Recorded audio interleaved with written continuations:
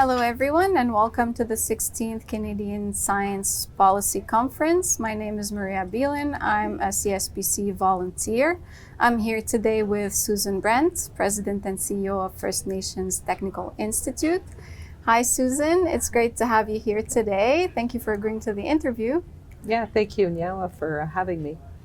Amazing. I want to start with a super critical and important question. Based on your experience and in your journey, how do you think integrating Indigenous knowledge with modern technology would lead to empowering Indigenous peoples? And how does that lead to economic, social, and cultural growth? Well, I think the critical piece is that Indigenous knowledge is very important to the development of Indigenous people, to empower them, to build resilience. So reclaiming our knowledge systems are really important. And using technology to assist with that can help us to capture like oral history. It can give us virtual environments that can help us with language development. It also allows us to be able to deliver programming into communities that wouldn't have access. So through virtual classrooms, we're able to then connect community to the knowledge systems. The other thing, is that through that process, we're still able to make sure that students have cultural practices within their community so they can go back and talk to their own elders and knowledge keepers within their own communities. And FNTI serves 113 First Nations within Ontario. So they can stay in their communities, meet their community obligations, can attend ceremonies, can work if they want to. Mm-hmm. And so there's a lot of ways that technology provides benefits and opportunity. The other thing to think about is entrepreneurship. There's ways through technology that then we can reach other communities.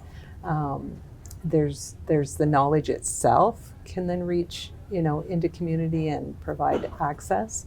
So yeah. That's amazing. And given the importance of connecting Indigenous people with technology, can you talk a bit about some of the achievements of NFTI in terms of policy making that have benefited Indigenous communities and also have increased the education rate?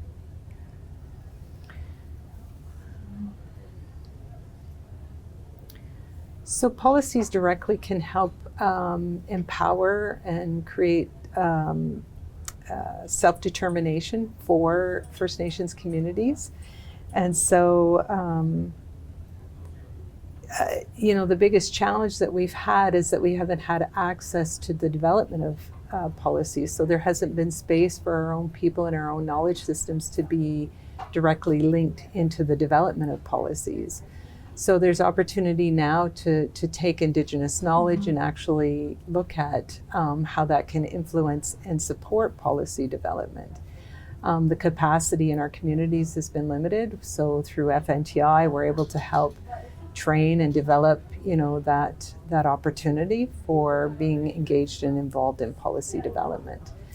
The other thing, there's cultural preservation or cultural knowledge and the importance of making sure that there's access to that. So we can also help with policy development that can ensure language development, cultural practice development, and influence some of those pieces that policies were in place before to actually keep us or colonize, mm-hmm.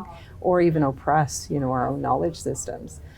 And I think that there's a big shift, in making sure that the Indigenous worldview is present as well, reconnecting us back to land and people to people, and then people, to our own self and our own well-being. So again, having that Indigenous knowledge and that opportunity to bring that forward can help shape the way that policies are being implemented and then viewed on how, whether it's health or whether it's justice mm-hmm. or any of the areas that need that. So yeah, you mentioned that it's been really hard to change policies. Can you talk a bit about the barriers that Indigenous people are facing to make a change and contribute to policies? How can we address these barriers, and how is the FNTI engaging with policymakers? Yeah, again, historically policies have been developed to keep us out of our own knowledge systems, let's say, or, to oppress us. And so although it's shifting, there's a shift to have more Indigenous people involved in policy making, it's still not really designed in a way that supports, our own nation-to-nation relations, let's say, So there's an opportunity there for people to really learn and understand about, the involvement of oppressive policies that have impacted Indigenous people, and now how we can actually assist in creating opportunities for involving our own people in that process to ensure that those policies are no longer oppressive. That the limited access to resources has been a problem. So, and I mean, for capacity development. So FNTI plays a role in being able to educate and, help with that growth and development in that sort of area of involvement in policy development. Yeah, so that's amazing, and I really hope that the next time we meet we'll be able to talk more about those achievements and those new policies that help protect Indigenous people. Yeah, I think the other thing is that this gives an opportunity to recognize the value of Indigenous knowledge, especially in the climate that we're in now with global changes, with environmental changes, with health changes. I think that there's an opportunity then to bring forward that Indigenous knowledge that can then help shape and influence decision-making that happens in the policies that get developed. Yeah, that's great. I want to talk a little bit about the future. And I want to ask you, what trend do you foresee in Indigenous policy making over the next decade? And how do you think FNTI can position itself to influence that?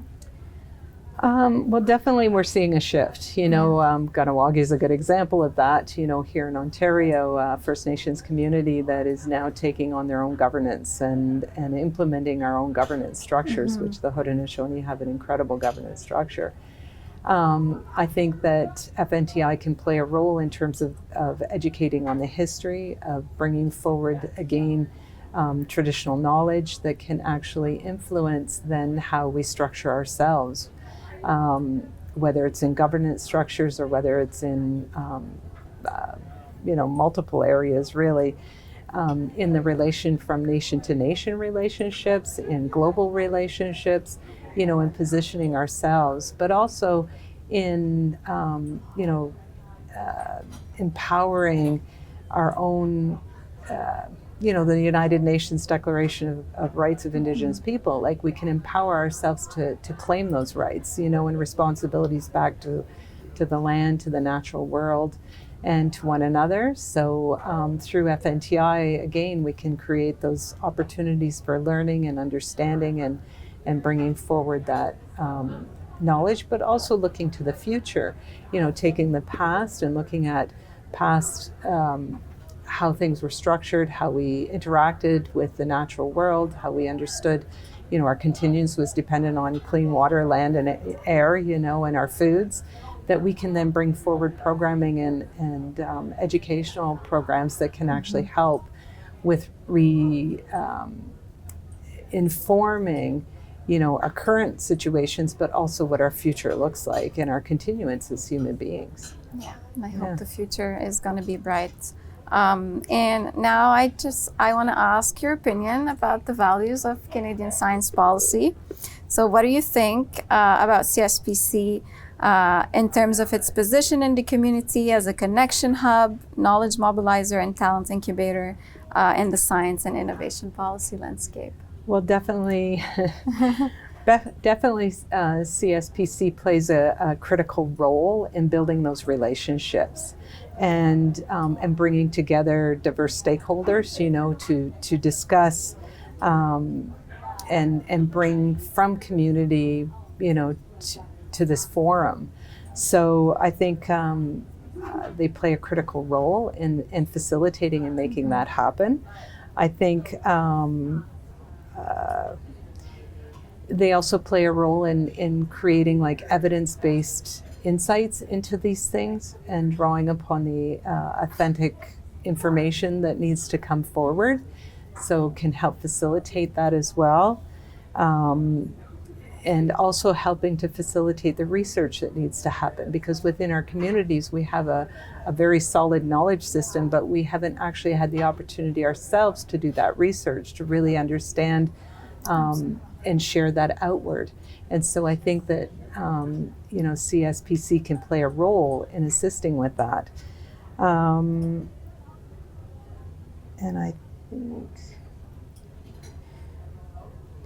I think also for bridging that gap and bringing forward like individuals to help with science policy, to help.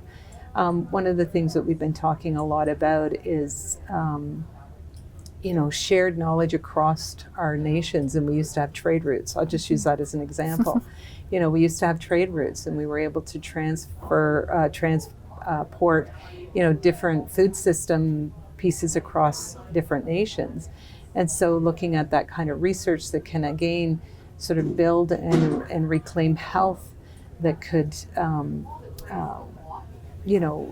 support that kind of research, again. So, I think that's and be sort of a hub, a collection of knowledge and hub to help support the future of research.